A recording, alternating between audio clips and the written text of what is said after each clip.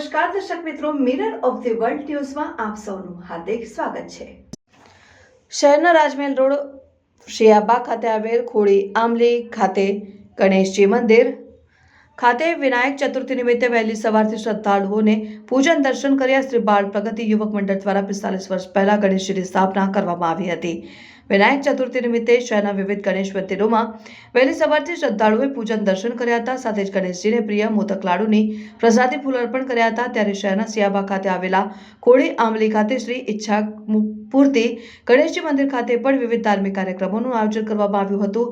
1 ફેબ્રુઆરીને શનિવારે વિક્રમ સંવત 2081 મહાસુદ ચોથ એટલે કે વિનાયક ચતુર્થી, જેને વરદ ચતુર્થી ગણેશ જયંતિ તરીકે ઉજવણી કરવામાં આવે છે। શહેરના વિવિધ ગણેશ મંદિરોમાં વહેલી સવારથી જ શ્રદ્ધાળુઓએ મોટી સંખ્યામાં ઉપસ્થિત રહી દર્શન પૂજન કર્યા હતા। શહેરના રાજમહેલ રોડ પર આવેલા શિયાબાગ સ્થિત ખોડી આંબલી ખાતે આવેલ ગણેશજી મંદિર ખાતે સવારથી ભક્તોએ લાલબાગના રાજાના દર્શન પૂજન કર્યા હતા અને સાથે ફૂલો અને મોદક તથા લાડુની પ્રસાદી વિઘ્નહર્તાને અર્પણ કરી હતી। આ મંદિરની સ્થાપના 45 વર્ષ અગાઉ કરવામાં આવી હતી। અહીં અગાઉ એક મૂર્તિ હતી, ત્યારબાદ 15 વર્ષ પહેલા લાલબાગના રાજાની મૂર્તિ સ્થાપવામાં આવી હતી। અહીં સવારે મંગલા આરતી, શૃંગાર આરતી કરવામાં આવી હતી અને બપોરે ગણેશ સ્તોત્રના પાઠ, સાંજે આરતી અને સમૂહ ભજનનું આયોજન સાથે મહાપ્રસાદીનું આયોજન કરવામાં આવ્યું છે।